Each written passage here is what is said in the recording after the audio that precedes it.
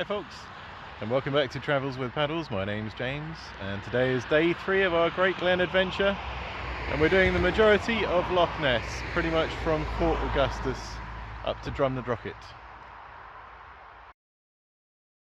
Here's a map of the route for day 3, which was just over 15.5 miles. So, here we are back at Fort Augustus, which is exactly where we left off at the end of day 2. If you haven't watched the videos for days 1 and 2 yet, I do recommend you check them out. I've put links to all the videos in the description below. We actually had a rest day between days 2 and 3 to go and do some sightseeing around Scotland, which means that as we make a start on Loch Ness here, we're a little bit fresher than we would be otherwise. The weather was pretty much perfect for a long distance paddle. We had coolish temperatures and overcast skies, with a light tailwind of about 10 miles per hour. It's worth mentioning that before we started our Great Glen adventure, we were warned by friends and relatives of the infamous Scottish midges, which come out of the ground in early spring and all the way through summer, and can be a real nuisance as they leave horrible bites all over your skin. We were pretty fortunate because the beginning of May, which is when we did the trip, we had absolutely no problem with the midges at all. Loch Ness is 23 miles long and 230 metres deep. It's bordered on each side by stunning mountainous scenery, and is long and thin enough that with a little bit of wind, some fairly significant waves can be generated at the surface. It's also the supposed home of Nessie, the Loch Ness monster. I must admit that paddling on a big open lake like this with a supposed giant monster lurking beneath is a bit of an unusual feeling. But although we did keep our eyes peeled, we didn't catch any glimpse of Nessie. Here you can see some of the waves that are being generated by the tailwind. Martin and Sarah are doing particularly well, as they have lots of experience on flat water, but not so much on bumpy water like this.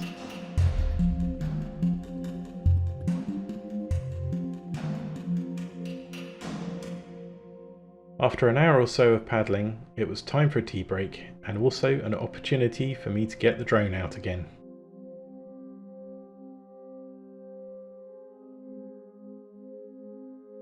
The banks of Loch Ness are generally pretty steep, which can make it quite difficult to get out of your boat for a breather. So, when a beach like this presents itself, it's definitely worth grabbing the opportunity.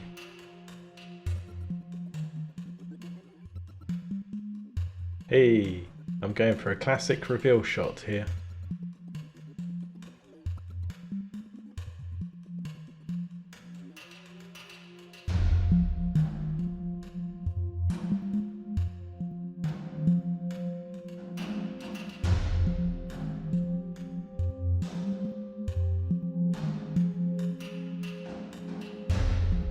Just check out that view.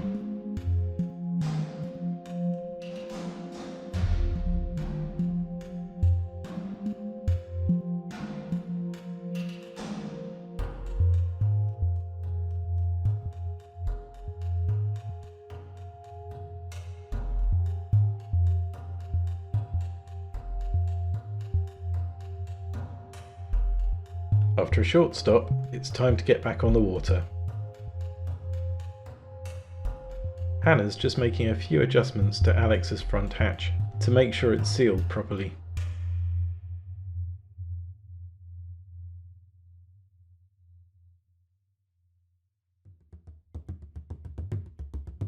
The wind was steadily building throughout the day, so as the waves got bigger, we were able to start practicing a little bit of surfing.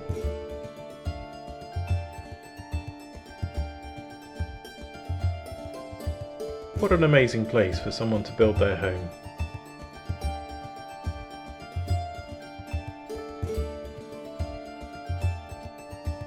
This fishing boat heading into the wind is really having a bit of a bumpy ride. It kind of just emphasises how well designed sea kayaks and touring kayaks are, and how well they can handle water like this.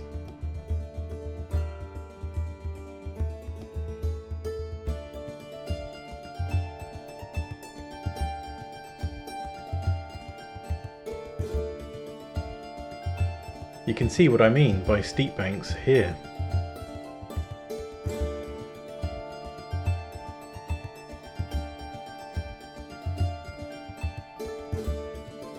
It was lovely to see some blue sky peeking out from around the clouds. It really brightened up the whole atmosphere.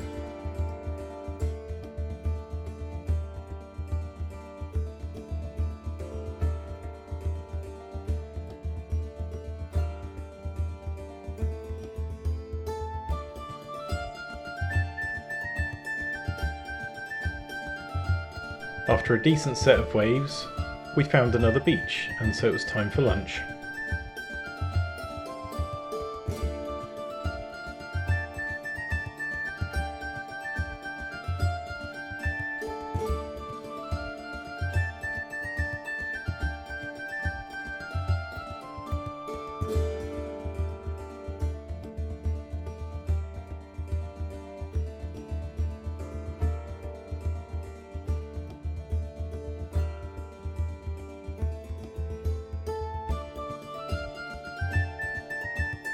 Yep, even in the tandem we managed a bit of surfing.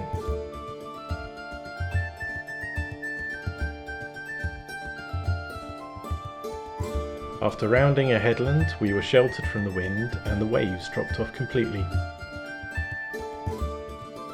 Honestly, no idea what this was. An old fishing platform? Part of a boat?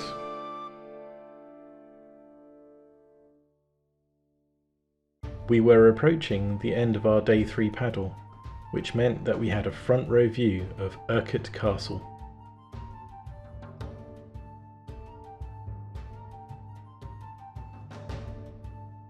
Active between the 13th and 16th centuries, Urquhart Castle was partially destroyed in 1692 to prevent its use by the Jacobite forces.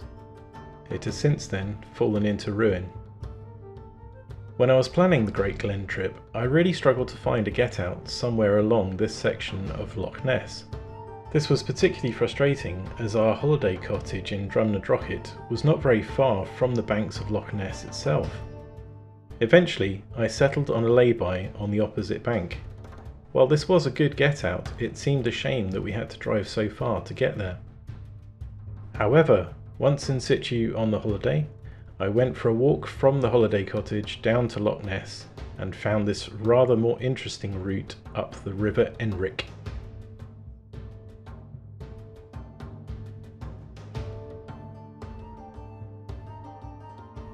This turned out to be the limit of where we could paddle the boats to.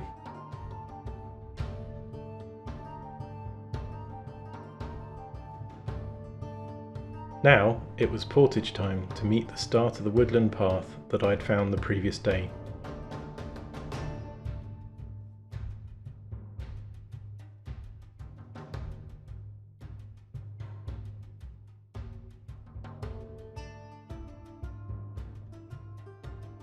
To give our backs a bit of a rest, we did float the boats across the water when possible.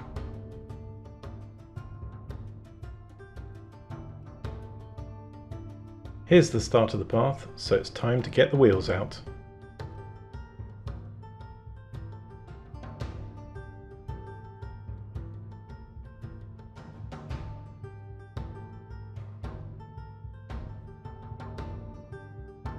The portage was about a 15-minute walk through the forest, and it was quite easy to navigate, basically just follow the banks of the River Enric.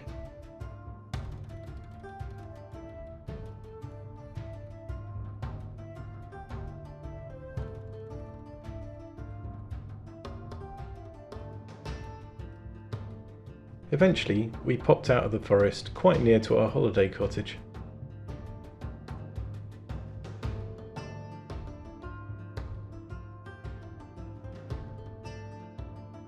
I guess if you wanted to use this get out, you could park in this car park here, although there is a height barrier. Anyhow, I hope you enjoyed day 3. Please do check out day 4. Don't forget to like and subscribe, and until next time, stay safe on the water.